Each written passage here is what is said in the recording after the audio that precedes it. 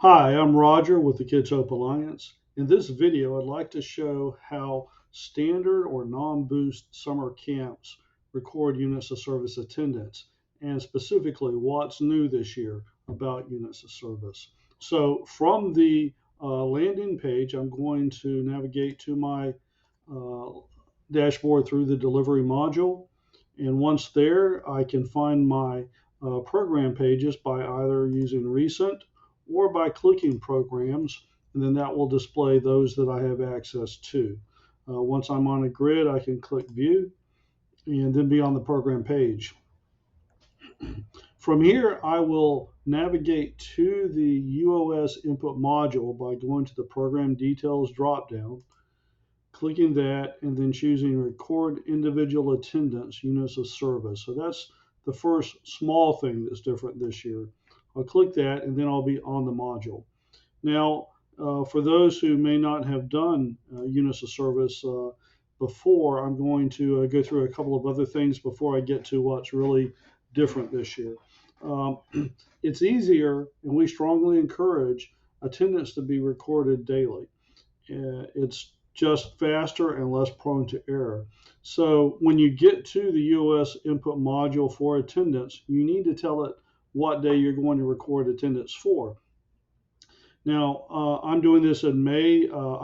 SAMUS will not let you do attendance for the future, so I'll simulate your June and July attendance with April and May. But let's say that I am doing daily units of attendance as a best practice. I can just come over to the date controller and choose today. That will then give me one date column. Here you see May 9th, Monday, and that's all I have to deal with. Now, the fastest thing to do, even before I look at my sign-in sheets, is to use pre-fill. Now, I caution you, don't necessarily want to use pre-fill when you have multiple date columns. That can get really tricky if you're trying to match that up with sign-in sheets. But if you only have one column and you have one stack of sign-in sheets for that date, then you can come up and click pre-fill and then type in a full unit of service to show everyone present, 1.0. Or you could just do the 1 as well. I'll just leave it like that, click OK. Instantly that will convert it to 1.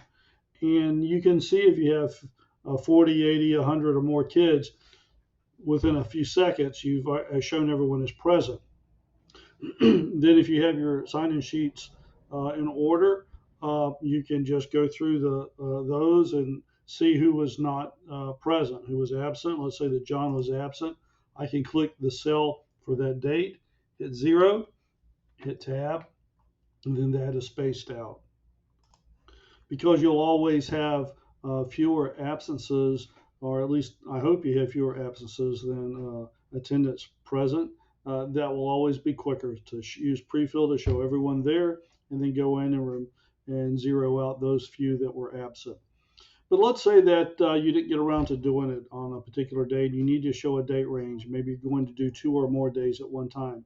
Even then, again, I recommend that you would not do more than a few days, maybe a week at most. But how would you pull up a week from the grid? You go to your date controller, you choose custom range, and then I'll go to the 24th through the 30th. I don't think I have any test data in there. I'll click apply, and then I'll get date columns for my actively enrolled participants. And that's exactly what happened. Now, if you need to, you can make the columns a little wider. You can see if it's a Monday or a Wednesday or whatnot. If you need to, you can make the activity service wider and so forth. You'll note that the Sunday and the Saturday are both grayed out. That's accomplished by going to the close dates module and showing those as not an open service day. It's extremely important, I would say critical, that that be done properly, because as a standard summer camp, you will be using a report to request payment, which uses the 80% rule. And I have a video that covers that, but just to mention it, it looks at the number of open days on that close date calendar and then concludes what 80% of that number may be. So if you have 14 open days for the month of June, it will calculate that 80% of 14 is 11.2, which would be 11 days. And then there's a whole set of business rules that dictate how you will be paid for each participant, whether or not they were there the threshold number of days, 11 days or not. So it's important to control these close dates on your close dates calendar. Now, just to show what would happen if I tried to use pre-fill here instead of the appropriate place on today only, if I click pre-fill and I type a 1 and I click OK, the entire week, including the closed days, are shown as having recorded. So I don't want that. So I put a 0 in there. To fix that, I can drag that over like you might in Excel. Then I can drag it down, and then I'm back to where I started from. At that point, that's how you can correct errors or do attendance. Now, let's say that I know that John was there the entire week. I'll show a 1 on Monday. I'll click that cell again, and I can drag that over if I hold my mouse right. And there I have him for the whole week. I don't have to go 1, click, and do a 1, and click. That takes way too much time. Use the pre-fill to your advantage by doing daily attendance for today only, and use drag and drop where appropriate here. You might decide that you show everyone, let's say that you're going to do the 27th, I want to show everyone present as if I had used pre-filled there, and then go through my sign-in sheets and say, oh, no, Lily was absent, and make changes like that. A space is clearly absent. If you put a 0 in there, it's just going to space it out again.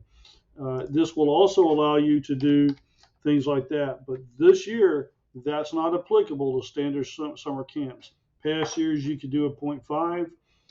The only people that can do a 0.5 this year in summer camp are boost summer camps. And if you're watching this video, you should be a standard non-boost summer camp. I'm going to change that back to a 1. And I'm going to pull over a little table that indicates standard sites, non-boost.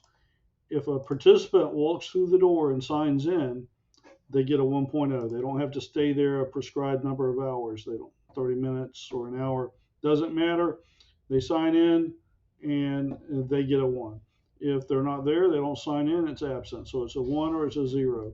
And that's all you have to worry about, unlike years in the past.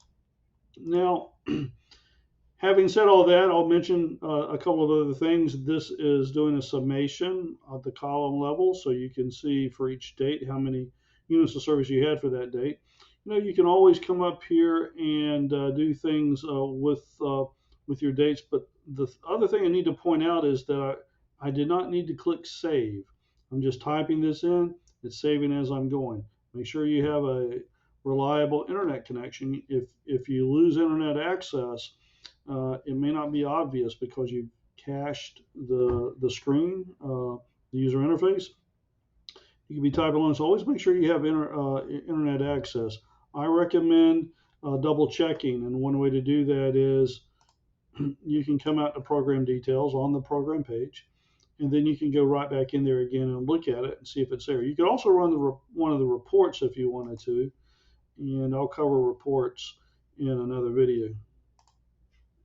But I'm going right back in there again, and there's the today that I did, and I can do that custom range again, the 24th through the 30th. Apply that, and I'll see the whole week. You may also want to go in and do that just out of curiosity to see what's in there. And that covers everything that you need to do. It covers how to efficiently enter your values. It covers the business rules, 1.0 or 0 only. We've covered the control dates. We can do a today or a custom range is the two I recommend. And we can use the pre-fill. The sign-in today is still under development. We're doing some beta testing. It's not ready, so don't worry about that. You'll learn about that when it's after the pilot is completed. And then always to get back to the program page, just click and go to program details. Now, I did mention that 80/20 report. That report will not, I repeat, not be found under reports. The 80/20 report for summer camps, standard summer camps, non-boost camps, will be found in the BI, or the Business Intelligence section, uh, under Reports, View Reports, and that's it, PUS Payment Report. You may not, as a data manager, need to run it. The finance manager might do that, or they could ask you to do that. And I'll cover how to do it from another video again.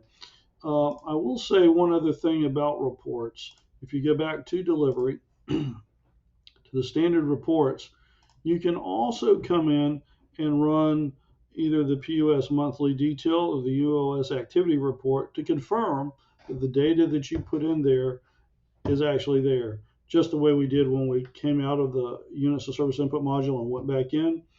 Or if you have an assistant who is doing the data entry for you and they have their own valid account and they go in and do that, you can come back and ensure that they got everything done properly, or take a look at see what the status is by either running the monthly detail report, which will show you all the participants by name and all the dates and whether or not they have a 1 or a 0, or the units of activity report, which will simply show you the number total of units entered for the date range that you're asking for.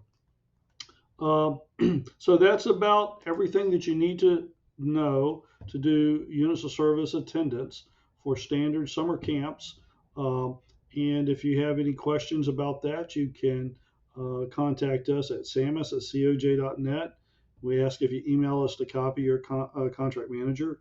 You can also call us at 255-4410.